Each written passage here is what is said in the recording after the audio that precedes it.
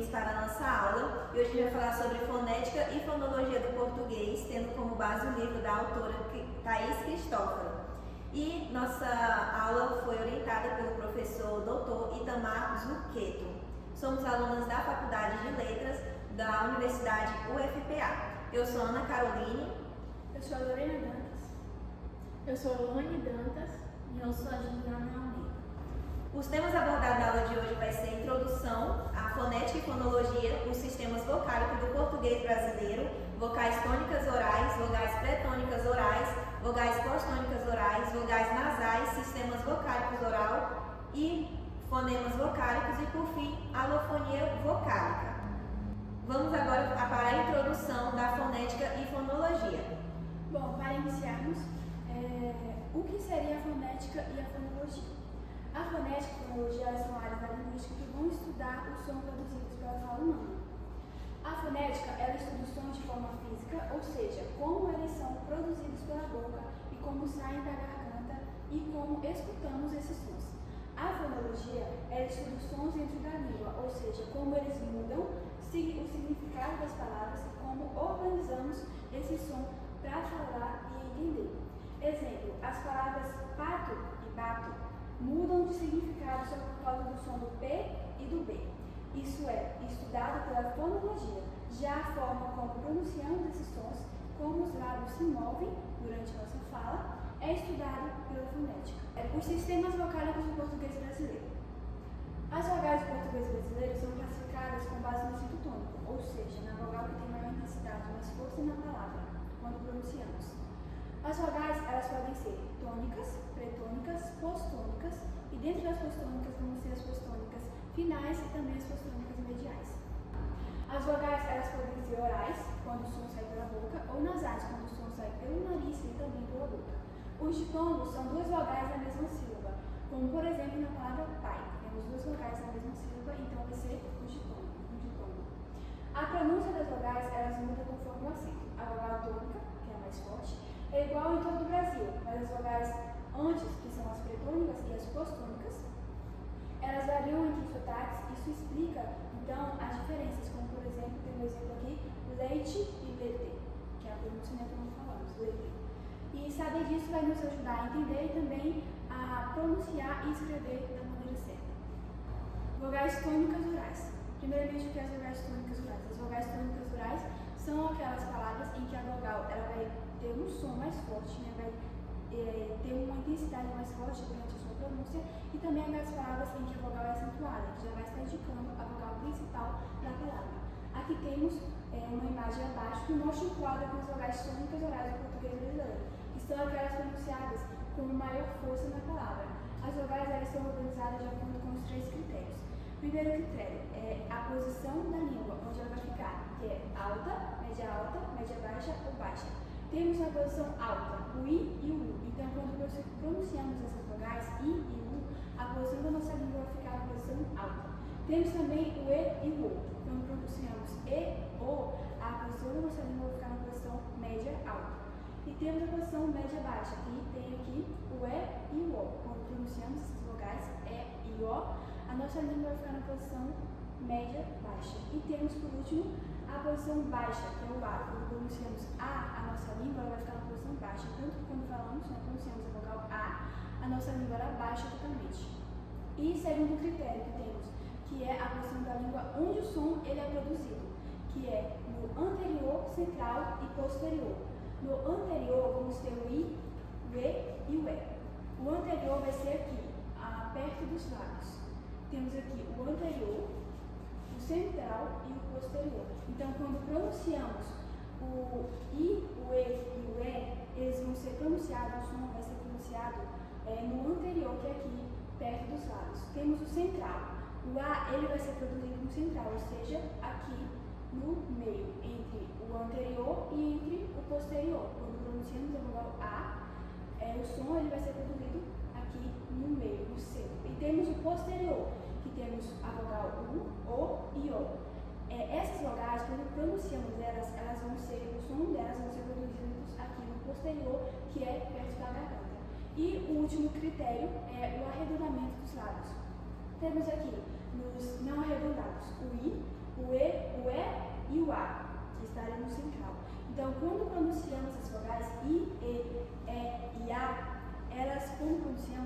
nossos lábios, eles não ficam arredondados, então, por isso que eles estão na posição de não arredondados.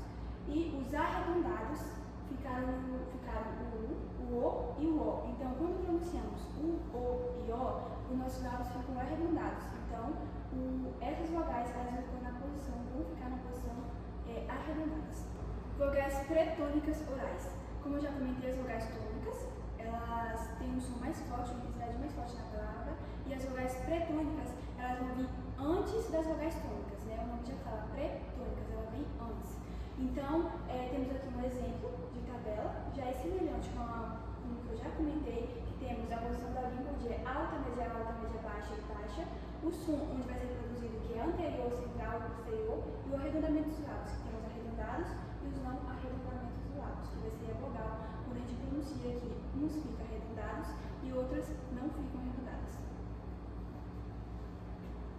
E dando continuidade na fala da Lorena, as vogais pretônicas orais, elas são vogais que se encontram antes da sílaba tônica em uma palavra e que são produzidas com o ar saindo apenas pela boca, ou seja, não são acentuadas na palavra, mas ainda fazem parte da pronúncia.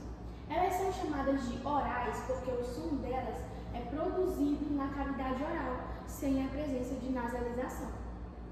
Exemplo, na palavra cavalo, a vogal A da palavra K é uma vogal pretônica oral, pois é uma vogal antes da sílaba tônica vá. Esse A ele é pronunciado de forma mais suave e sem se acentuar. Em resumo, as vogais pretônicas orais estão em sílabas não tônicas e são produzidas com sons normais, sem nasalização. Essa nasalização nada mais é que a emissão de um som pelo nariz. Agora eu vou dar continuidade falando sobre as vogais pós-tônicas orais. Como o próprio nome diz, é as vogais que vêm logo após a palavra tônica, e elas se diferenciam em vogais pós-tônicas finais e pós-tônicas mediais. E elas se caracterizam pela variação dialetal do português brasileiro. Vamos iniciar agora falando sobre as vogais pós-tônicas finais. Em alguns poucos dialetos do português, temos que em posição pós-tônica final ocorrem as vogais I, E, A, O, em palavras como jure, jure, gota e mato. Falantes desse dialeto pronunciam em posição pós-tônica final. Nessas palavras, as vogais I, E, A, O, da mesma maneira como pronunciam as vogais I, E, A, O nas palavras vi, vê, vá e avô. Então, esse exemplo mostra que nas palavras como jure, alguns dialetos do português brasileiro pronuncia o final do I, pronuncia o último I da palavra como fosse um vi mais entonado, como se fosse uma sílaba tônica. Assim como ocorre na palavra jure, como fala o jure como se fosse um V, ou seja, um V mais com a boca fechada. Jure, ou se não, jure, ou acentua ou diminui. Assim acontece também com a palavra gota, que pode ser gotar, ou se não, mato, que também pode ser pronunciada como mato. E sobre essa perspectiva, tem alguns outros exemplos aqui para mostrar para vocês como é que fica a pronúncia. Para a maioria dos falantes do português brasileiro, as vogais pós-tônicas finais são distintas das vogais pós-tônicas orais, tônicas e pré-tônicas, e são pronunciadas como I, A e U, como havia dito para vocês. Então, em alguns dialetos do português brasileiro, trocam as sílabas. De vez de falar I, de vez de falar um I normal, falam um I mais acentuado, como juri, ou se não, jure, mais entonado, mais fraco, ou se não a palavra gota, que diminui a sua entonação no A. Então, fica gotar. Ou se não, o mato, que substitui pela a vogal O, que fica mato. E, em alguns casos, o E ortográfico pós-tônico medial pode reduzir-se ao L. Nesses casos, temos pronúncias como hipótese ou amôndega, em que a palatalização do T e D demonstram uma ocorrência da vogal alta anterior I. Então, em alguns dialetos do português brasileiro, de vez tem essa redução nas palavras. Então, não coloca como se fosse hipótese e substitui com essa siglazinha aqui, PJL, de vez de colocar a vogal que era para ser o E. Assim como ocorre também no exemplo de amôndega. Agora vamos falar sobre as vogais postônicas mediais, ou seja, aquelas que ficam entre a vogal tônica e a vogal atônica de uma palavra, que geralmente são proparoxítonas. A gente tem como exemplo a palavra ótima, que a vogal I, que está aqui no meio entre a tônica e a atônica, ocupa a posição de vogal postônica medial. Assim como ocorre na palavra ópera, onde o E vai ser a vogal postônica medial, mísera, o E também vai ser, nesse exemplo aqui, a vogal postônica medial, e dentre outros exemplos. A pronúncia das vogais postônicas varia entre estilo formal e informal. No formal são mantidos o I, o E, o A e o O e o U, enquanto no informal ocorre a neutralização de E para I e o O e A para U. Em alguns dialetos nordestinos surgem variações de um I menos entonado e o U também mais fraco, assim como pode ocorrer em algumas regiões. De vez de falar a palavra tráfico, pode falar trafico, ou se não a palavra sílaba, falar sílaba, ou se não cédula, dá uma entonação muito forte no U e falar cedula. Então esse foi o conceito de vogais postônicas mediais e finais. Bom, agora a gente vai entender como que ocorrem as vogais nasais. Então, a nasalidade das vogais se refere ao fenômeno em que a produção de uma vogal envolve a passagem do ar pelas cavidades nasais, além da boca. Então, isso acontece quando o palato mole, né, que é aquela parte que fica atrás do nosso céu da boca, ele se abaixa. Então, isso permite com que o ar escape também pelo nariz, enquanto a boca ainda participa da articulação da vogal. Então, esse processo, ele ocorre como, né? Então, a gente viu aí na leitura que as vogais nasais ocorrem, né, quando o sonzinho, né, sai tanto pelo nariz quanto pela boca, né? Então, esse processo ocorre simultaneamente. Então, o que acontece? O nosso palato mole, né, que é o nosso véu palatino, ele se abaixa. Então, a partir do momento que ele abaixa, vai acontecer essa nasalização da vogal, né? Então, como eu acabei de falar, o abaixamento do véu palatino altera a configuração da cavidade bucal e, portanto, a qualidade vocálica das vogais é diferente da qualidade vocálica das vogais orais correspondentes. Então, é aquilo que eu falei, né? A partir do momento que o véu palatino ele se abaixa, vai haver uma alteração na configuração da cavidade vocal, da cavidade bucal, e vai ocasionar então uma mudança de som, né? Então a gente percebe lá no exemplo a palavra bolo, né? Como as colegas já explicaram em slides anteriores, a palavra bolo, né? A gente temos lá vogais orais, né? Então a gente percebe naquela palavra que não há nasalização das vogais, porque esse sonzinho ele vai acontecer somente pela boca durante a pronúncia. E na palavra maçã, coração e gentilão, então nós percebemos aí nessas três últimas palavras que ocorre a nasalização. Então a nasalização não ocorre somente quando a palavra recebe um tio, né? Isso pode ocorrer também quando a vogal ela vem acompanhada, né, de uma consoante N ou de uma consoante N. Então a consoante N ou N pode vir no final das vogais. Então aqui nós temos as vogais nasais do português brasileiro, né? Então temos aqui uma tabela onde nos mostra essa nasalização. Então nós temos lá alta, média e baixa. Ali nós temos a posição da língua, né? E sobre o arredondamento dos nossos lábios, né? Então a gente vai ter ali, né? Os nossos lábios podem ficar arredondados quando a gente vai pronunciar uma vogal, ou ele pode não ficar arredondado, né? Então isso vai depender da vogal.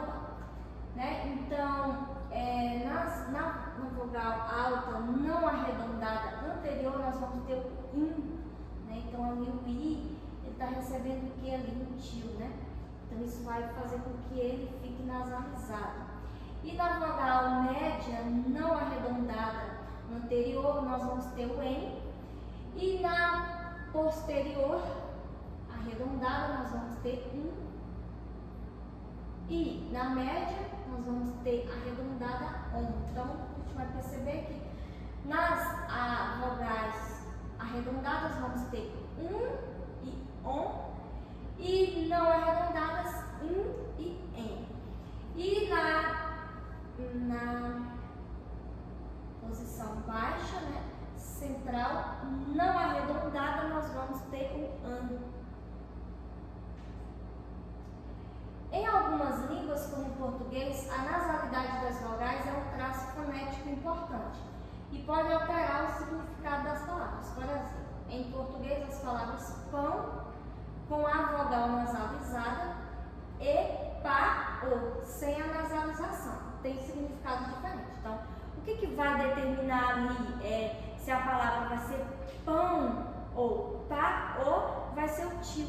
Então, o tio vai dar essa diferenciação, nessa nasalização das vogais, porque já que não recebe Paulo, não recebe o tio, então essas duas palavras não vão ter os mesmos significados. Vou dar continuidade agora, falando sobre o sistema vocálico oral. As vogais orais são sons que saem apenas pela boca, né? Como já foi citado anteriormente, sem passar pelo nariz. No português, são as vogais A, E, I, O e U que podem ter variações dependendo de como abrimos a boca e posicionamos a língua. Elas podem ser altas, médias ou baixas, altura da língua, e frontais, centrais ou posteriores, posição da língua na boca. Fonemas vocálicos. Os fonemas vocálicos são sons produzidos pelas vogais em uma língua. Elas são unidades sonoras mínimas que não dependem de obstrução da passagem do ar na boca, ou seja, as vogais são sons em que o ar passa livremente pela cavidade bucal. Características dos fonemas vocálicos. 1. Abertura da boca. As vogais podem ser abertas quando a boca está mais aberta, como no A, ou fechadas quando a boca está mais fechada, como no I. 2. Altura da língua. A língua pode estar alta, média ou baixa na cavidade bucal. Por exemplo, o I é uma vogal alta, enquanto o A é uma vogal baixa. 3. Posição da língua. A língua pode estar frontal, mais para frente da boca, central ou posterior, mais para trás. O I é uma vogal frontal, enquanto o O é uma vogal posterior. 4. Oralidade. As vogais podem ser orais quando o ar sai exclusivamente pela boca, como nas palavras pato e cama, ou nasais, quando o ar também sai pelo nariz, como em pão e mãe. Exemplos de fonemas vocálicos. A, como na palavra casa, E, como na palavra pé, I, como na palavra pipa, O, como na palavra bola, e U, como na palavra fundo.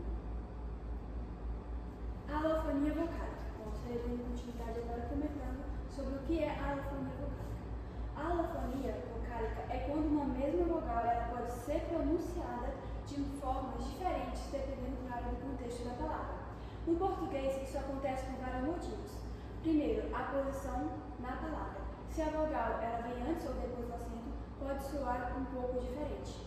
Em segundo, vogais médias. E, O, E, O. Elas mudam dependendo das vogais próximas. Por exemplo, como no exemplo da palavra ovo. Ou então, ovos. Ou então, quando a gente fala ovos, ou então, ovos. Em terceiro, semivogais graves. As vogais I e U, elas podem perder a força e se juntar a outra vogal, como em papai. Um exemplo que temos papai e mudo. Então, vemos que temos duas vogais juntas na mesma palavra. Então, o I ele vai acabar perdendo um pouco do som dele, vai ficar um som mais fraco.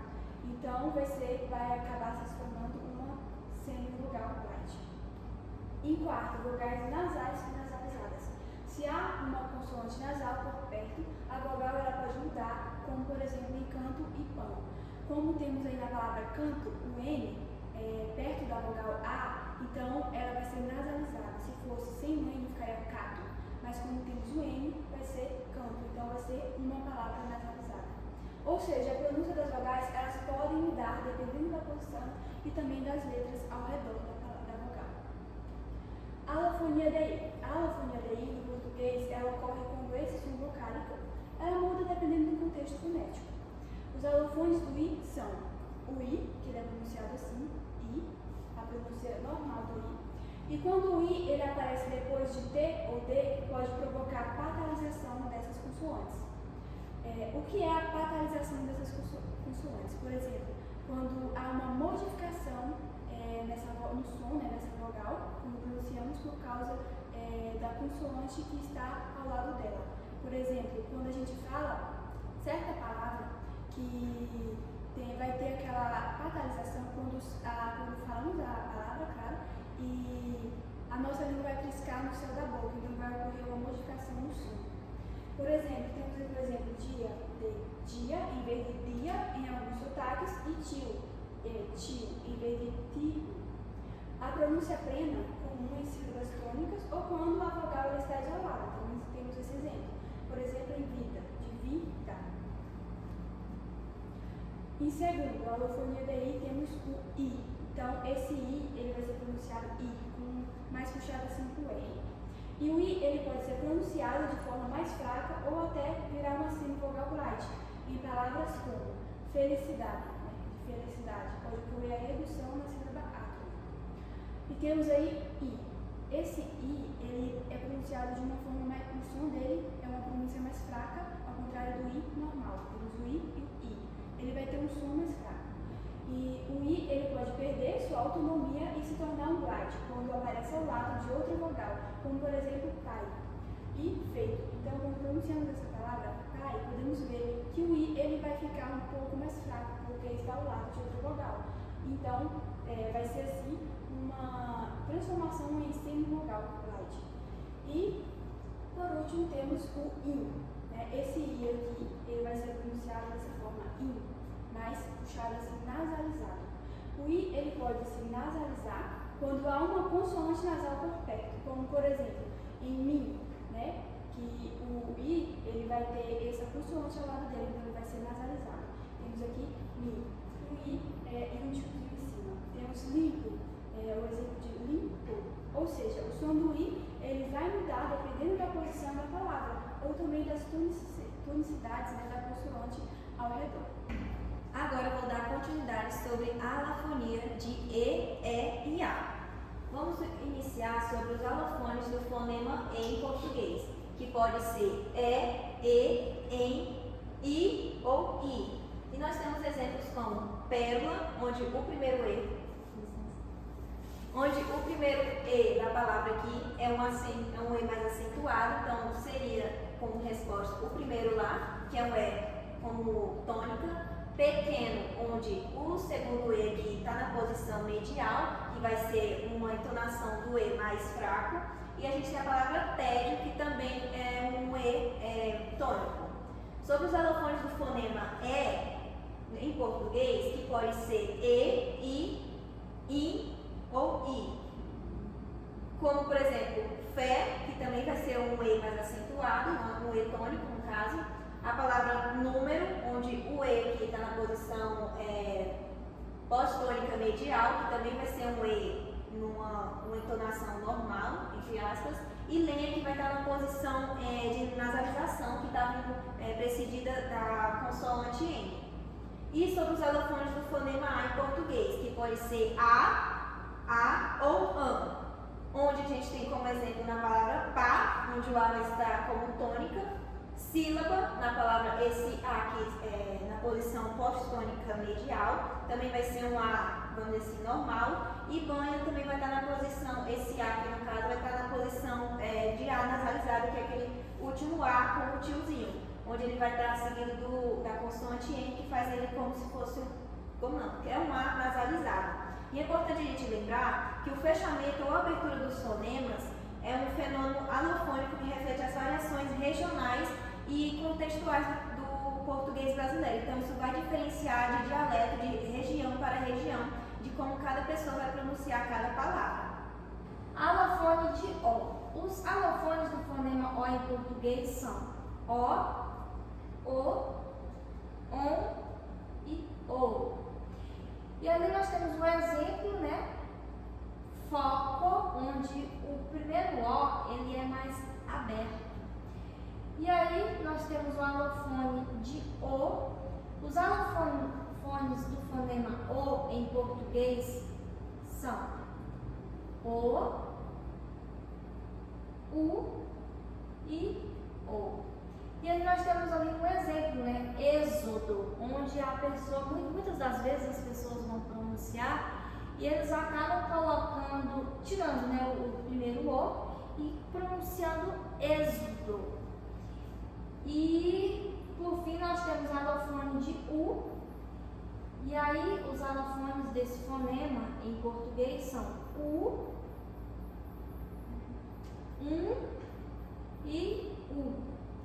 E aí nós temos ali um exemplo, né? Luz. Então, essa foi a nossa videoaula de hoje. Espero que todos vocês tenham compreendido e aguardamos vocês na próxima aula.